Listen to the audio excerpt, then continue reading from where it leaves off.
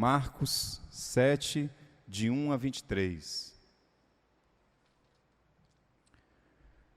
Os fariseus e alguns líderes religiosos, vindos de Jerusalém, reuniram-se à volta dele para reclamar que os discípulos dele eram negligentes com as purificações rituais antes das refeições. Os fariseus e judeus em geral jamais participariam de uma refeição sem primeiro proceder ao ritual na lavagem das mãos, principalmente se tivesse chegado da feira, para não mencionar como limpavam canecas, panelas e outras vasilhas. Os fariseus e os líderes religiosos perguntaram: por que seus discípulos desrespeitam as leis, fazendo as refeições sem lavar as mãos? Jesus reagiu: Isaías estava certo a respeito de enganadores como vocês. Ele acertou em cheio. Esse povo faz um grande show, dizendo as coisas certas, mas o coração deles não está nem aí para o que dizem. Fazem de conta que me adoram, mas é tudo encenação. Eles me usam apenas como desculpa para ensinar o que se adapta ao seu gosto, alterando o mandamento de Deus e sempre adotando modismos. Ele continuou: que conveniente, não? Vocês se livram do mandamento de Deus para seguir os modismos religiosos sem serem incomodados. Moisés disse claramente: respeitem seu pai e sua mãe. Disse também: quem desrespeitar o pai ou a mãe será morto. Mas vocês driblam um mandamento, alegando que é perfeitamente aceitável dizer ao pai ou à mãe: vou ofertar a Deus a ajuda financeira que eu deveria dar a vocês. Assim, vocês se livram da obrigação que têm para com os pais. Vocês anulam a palavra de Deus e a trocam por suas próprias regras. Vocês são especialistas nesse tipo de coisa. Dirigindo-se à multidão, ele acrescentou: ouçam agora todos vocês, prestem bastante atenção. Não é o que vocês comem que contamina a vida, é o que sai de vocês. Essa é a verdadeira contaminação. Ele voltou para casa depois de falar à multidão e seus discípulos disseram: não entendemos. O Senhor poderia nos explicar? Jesus respondeu: vocês também? Será que não entendem? Não sabem que o que se come não pode contaminar ninguém? Pois o que se come não vai para o coração, mas para o estômago, é digerido e depois é eliminado.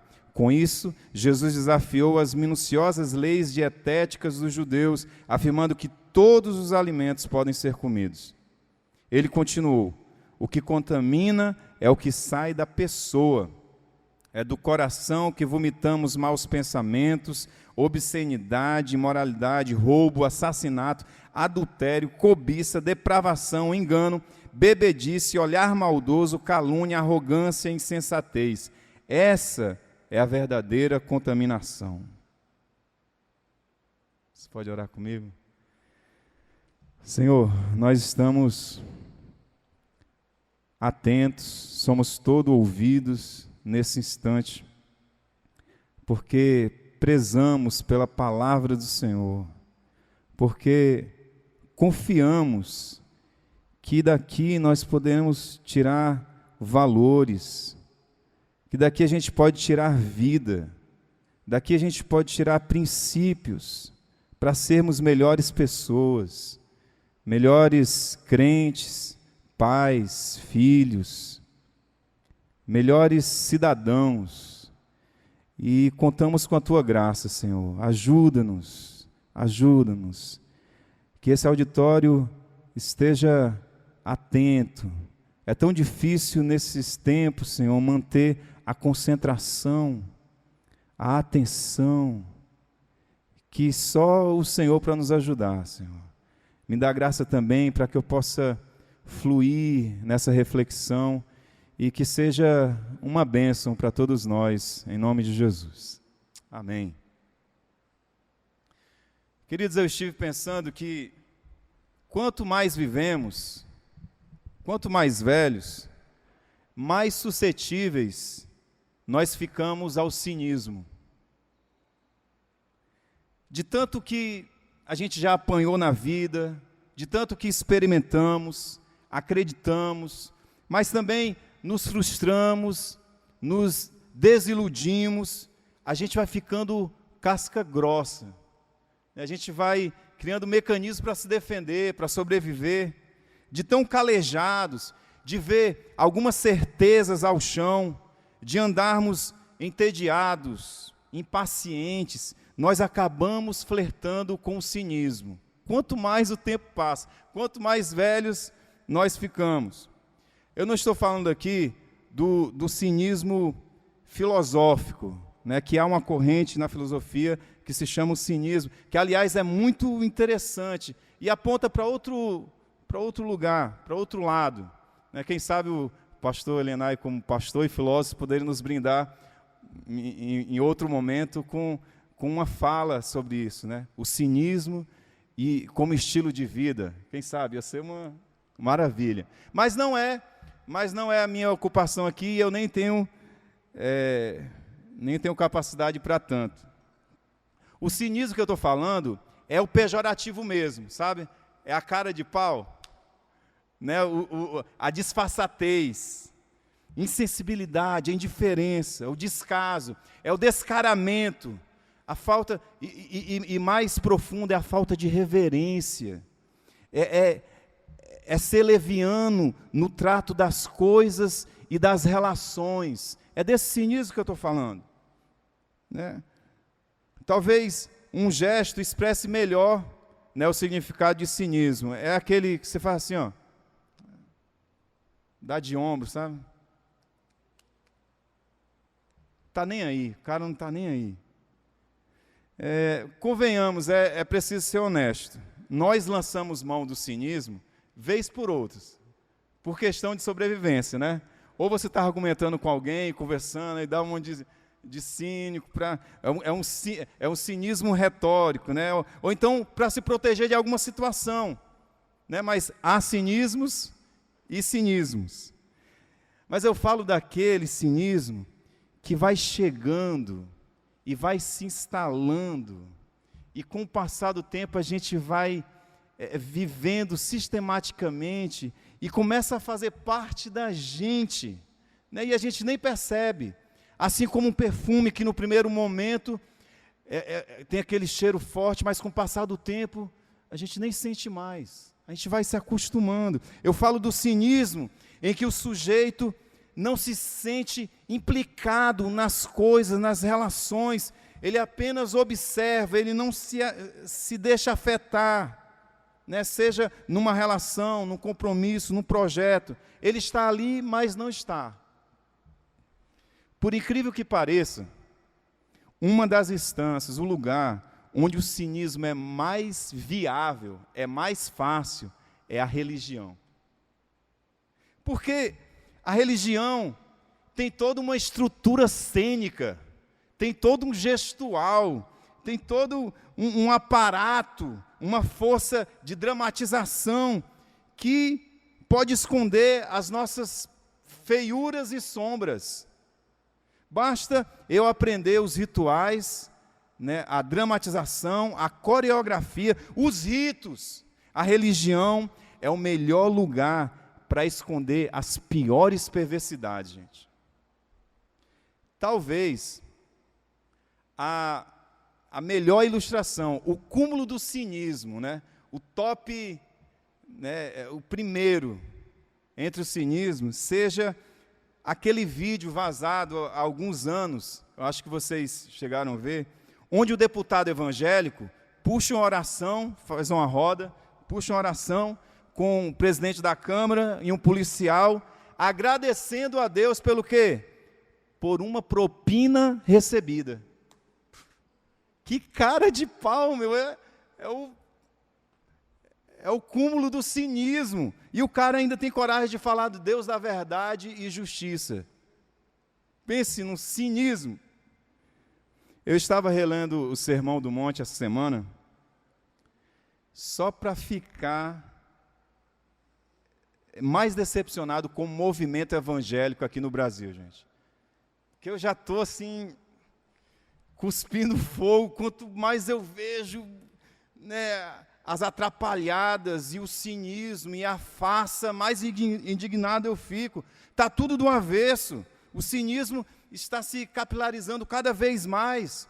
Parece que o pessoal lê o Evangelho e diz assim, vamos fazer tudo o contrário. Parece que tem esse combinado, vamos fazer tudo diferente. É incrível. Enquanto Jesus diz, bem-aventurados os pacificadores, porque serão chamados filhos de Deus, o grande símbolo dos evangélicos hoje em dia, sabe o que é? É uma arma de fogo. Aí faz aquele gestinho com a arma, com a maior empolgação, com a maior alegria do mundo, como se nada tivesse acontecendo. O símbolo mais visceral e representante da fé cristã é a cruz, que diz de um Deus que se identificou com o oprimido, um Deus que abriu mão da força e violência. Foi em Jesus que Gandhi se inspirou para seu estilo de vida como um pacificador. Uma arma de fogo vai contra todo o projeto de Jesus, o príncipe da paz. Mas parece que há um delírio coletivo, uma multidão entorpecida pelo poder. Para eles não importam, basta colocar o nome de Deus, orar e fazer uma marcha para Jesus, que está tudo lindo e justificado. Não, só fala o nome de Deus aqui, cantar uns louvores e passa batido. A religião é uma faca de dois gumes. Pode ser instrumento de salvação, mas também de insanidade, se a gente não guardar o coração. Se a gente não prestar atenção nos movimentos do coração. Nos evangelhos, eu vejo um Jesus ocupado em cuidar do nosso coração, dos religiosos, para que não caiam na armadilha do cinismo. Primeira verdade que eu gostaria de dividir com vocês é a seguinte: quando já não estamos implicados em nossos amores, nós os perdemos de vista. Para denunciar os fariseus, Jesus cita Isaías dizendo, esse povo me honra com os lábios, mas o seu coração está longe de mim. Na versão que a gente leu, seu coração não está nem aí. As expressões coração longe, seu coração não está nem aí, tem muito a ver com a atitude de quem se desconectou, que já não está mais envolvido nas relações, está ali, mas não faz parte. E aí, quando uma pessoa não se sente imbricada numa relação, seja ela qual for, a do casamento, da amizade, pais e filhos, do trabalho, a igreja, o cinismo bate à porta. Começamos a perder os amores de vista quando o coração se distancia. Para usar uma expressão comum, quando a gente liga o piloto automático. A pessoa segue indiferente, alheia, insensível àquilo que antes era tão importante para ela. Não sei quantos de vocês assistiram o filme Clique. É uma comédia, um drama muito interessante. É um arquiteto que trabalha bastante para ser promovido, reconhecido, e que é cobrado em casa porque não tem muito tempo com a família. É um dilema muito moderno. Ele fica nesse dilema, recusar ofertas de trabalho para ficar mais tempo com a família, ou sacrificar o tempo com a família para conseguir uma promoção e daí conseguir melhores condições para a família. Aí fica naquele dilema e ele não sabe como resolver, até que ele compra um controle remoto universal, mágico, e aí ele deita e rola. Porque ele descobre que pode acelerar o tempo, pode manipular o seu tempo como ele bem desejar. Então, é tudo o que ele mais quer. Ele usa o controle para acelerar o tempo. Nas discussões com a mulher, ele clica a tecla mute. Olha que maravilha, uma tecla mute na discussão, na briga do casal, né? A mulher fica falando só. Ele descobre que pode avançar capítulos, até que um dia ele se surpreende com ele obeso, obesidade mórbida, com os filhos adultos, o pai falecido, a mulher casada com um amigo, e aí ele fica desesperado. O que foi que aconteceu? O que foi que aconteceu? Ele percebe que passou pela vida sem prestar atenção nela, sem ser afetado, sem se sentir vivendo, sem presença, com o coração longe, com o coração nem aí. Quando nós descuidamos das relações, essa é a surpresa que muitos passam. Chega o tempo em que o casal olha um para o outro e pergunta: como foi que a gente veio parar aqui nessa mesa para falar de divórcio? Quando tudo começou? Ou então o pai chega para o filho desesperadamente: meu filho, me perdoa, onde é que eu estava com a cabeça para agir daquela maneira? Ou então os amigos sentem que há uma distância entre eles. O que foi que aconteceu que a gente se distanciou? Ou então o crente se pergunta: onde foi parar o meu amor pelas coisas de Deus? Que eu não senti e fui passando. Onde está aquele meu zelo pela igreja que eu tinha? Coração longe, coração nem aí, é a pior maneira de viver, queridos. É a pior maneira de existir. Não é bom que fique assim. Se a gente não quiser conhecer o cinismo e perder os nossos amores de vista. Mas a boa notícia é que nós podemos reverter esse quadro, que nós podemos recomeçar, e Deus pode nos ajudar, mas não é uma mágica, não é uma mágica, é a iniciativa de se imbricar, de se envolver com os amores, se comprometer até o pescoço, aí vale a pena viver, assim é melhor de viver. Seu casamento é importante, seu trabalho é importante, aquela velha amizade lhe importa, sua família é seu amor, você ama a sua igreja, então traz o coração para mais perto, se envolve até o pescoço, desliga o piloto automático e se implica nesses amores que são tão importantes para você. Daí a palavra que Deus disse pela boca de Ezequiel pode se cumprir: tirarei de vocês o coração de pedra e lhes darei um coração de carne. Segundo, o cinismo anda à espreita entre a lei e o amor. É interessante que, para desmascarar o cinismo dos fariseus, Jesus apela a um mandamento que tem a ver com o afeto aos pais, honrar pai e mãe, e deixa claro que ajudar financeiramente aos pais tem a ver com esse mandamento. Jesus apela a um mandamento que tem a ver com o amor. Os fariseus encontraram na lei uma brecha para justificar uma falta em outro mandamento. Olha que perverso, gente.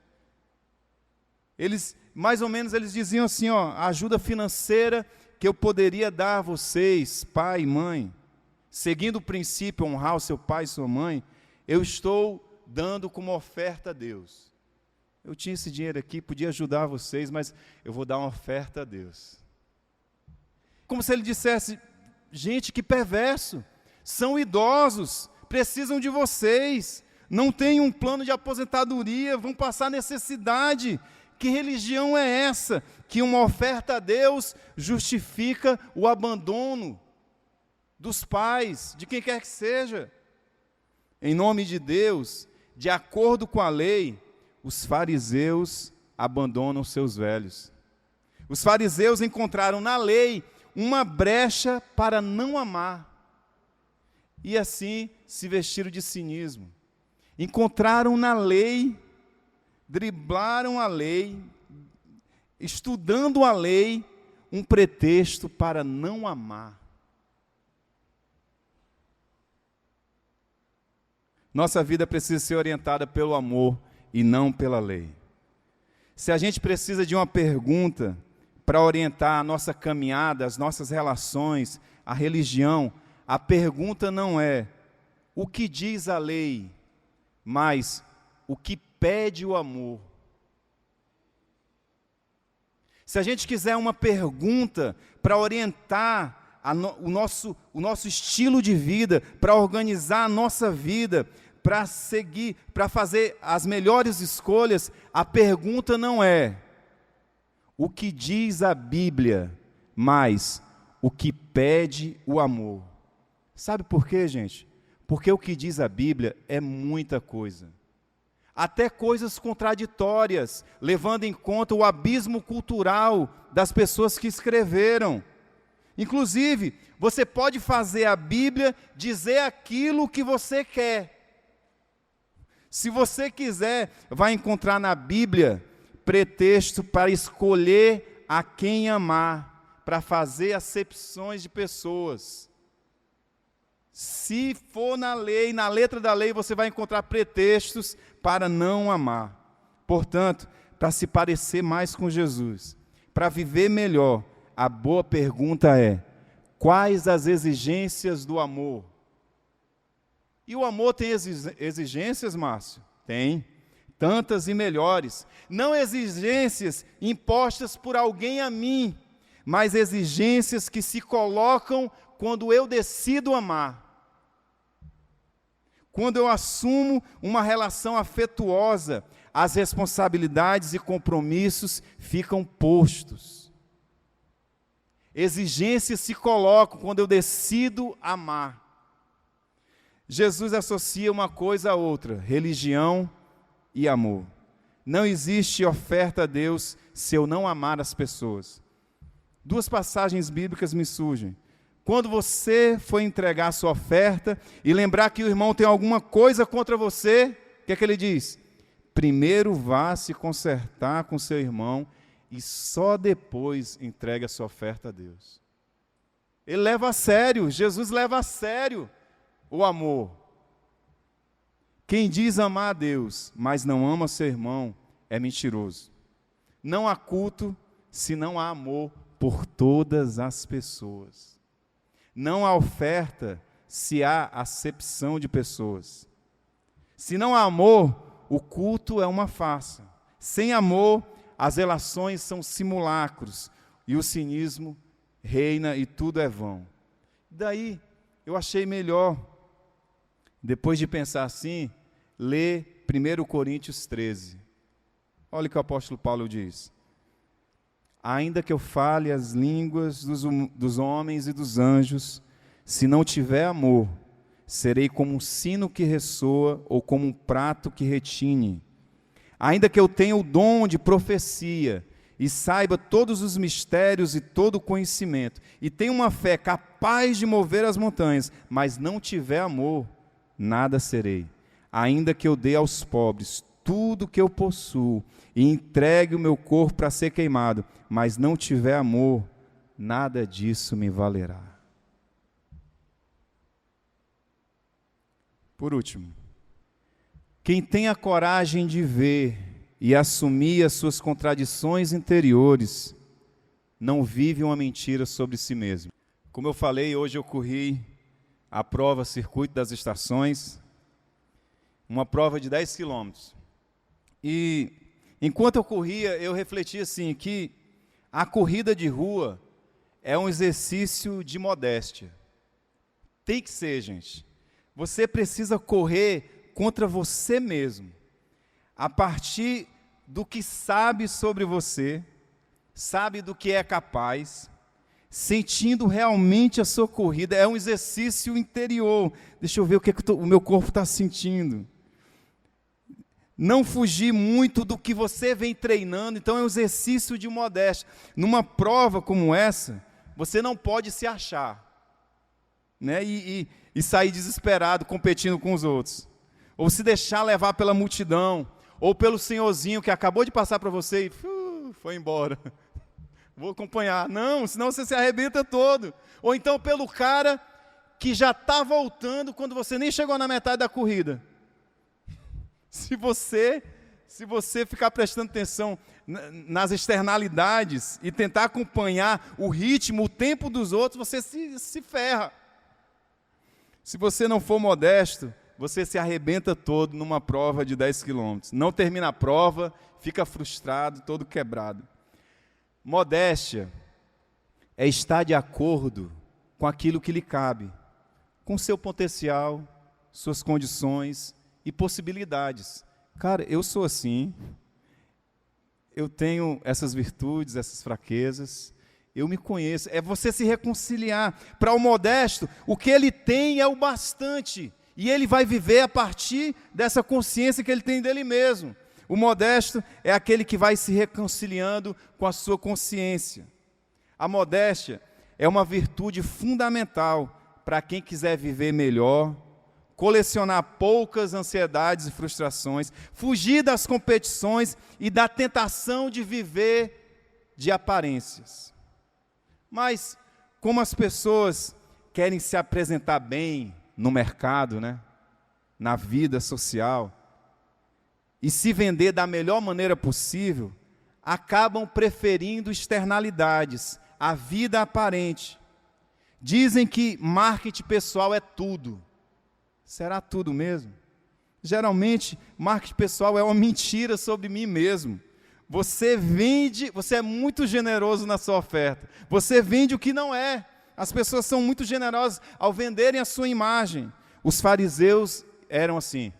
Estavam ocupados com externalidades, com o marketing pessoal, com a vida de aparência, que se esqueceram que a vida começa bem antes das ações, começa no coração, lá no fundo do ser.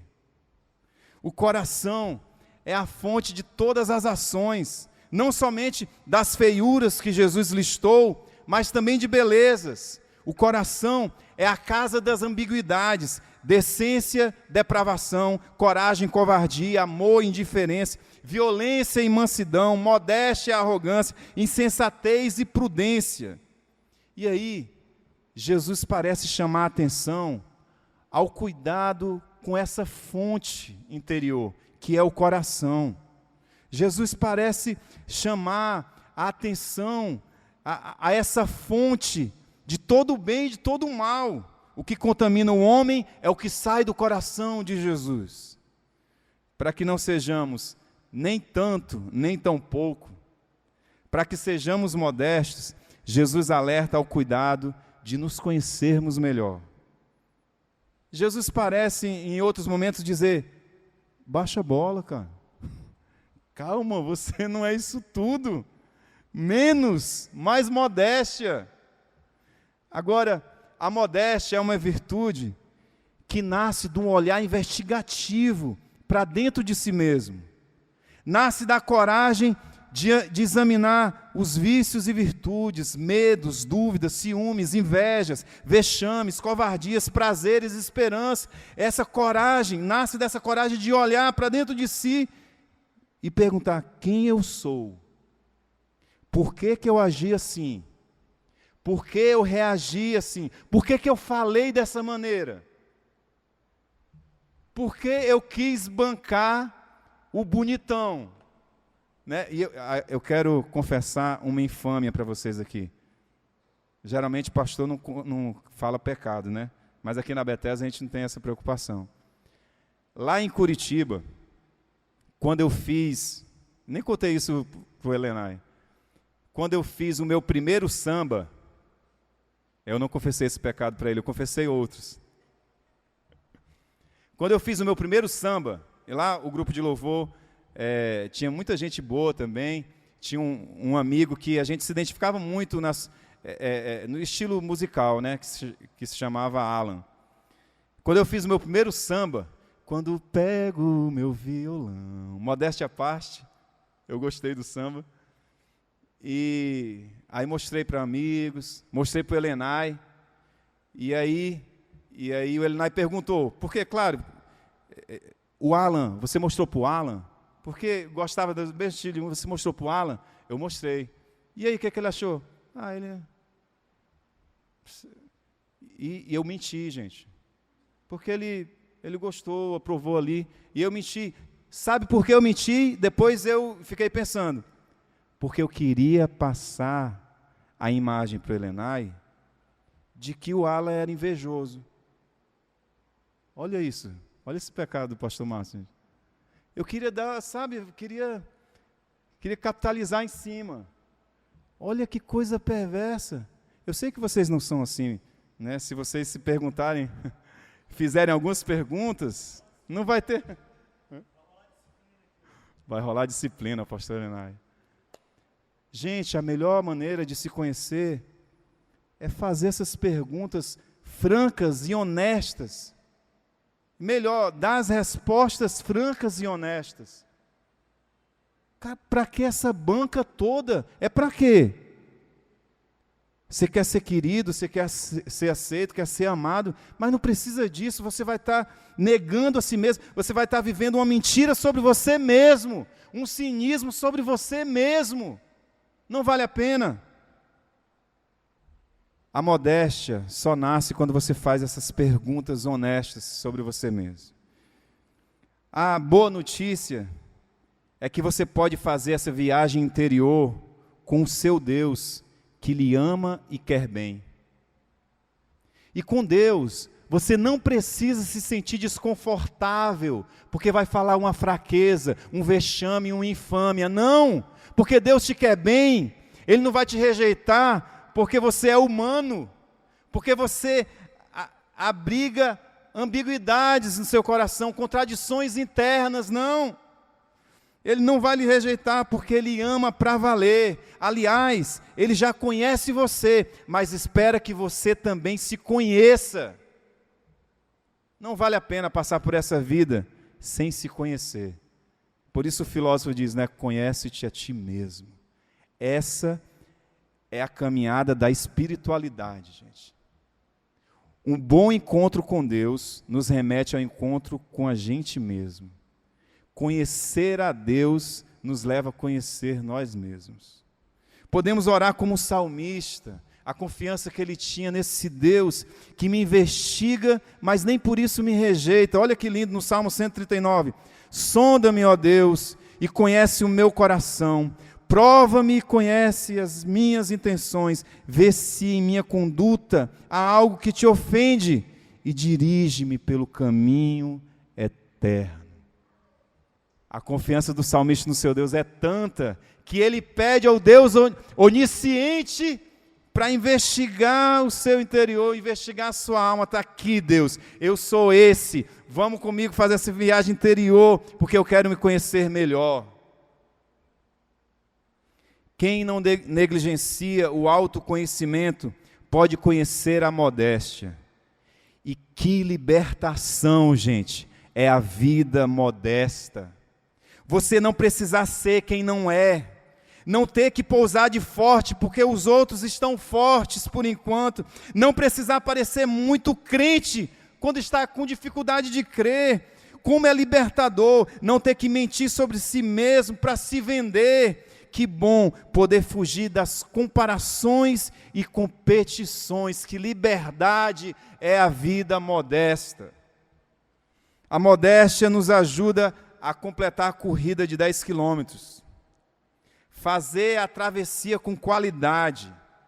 Quem sabe a modéstia é uma virtude para a paz interior e para a felicidade. Eu acho que é. Cara modesto, ele coleciona menos frustrações, menos angústia, pode ser mais feliz. Certamente, a modéstia nos ajuda a escapar ao cinismo e viver melhor. Fica em pé comigo.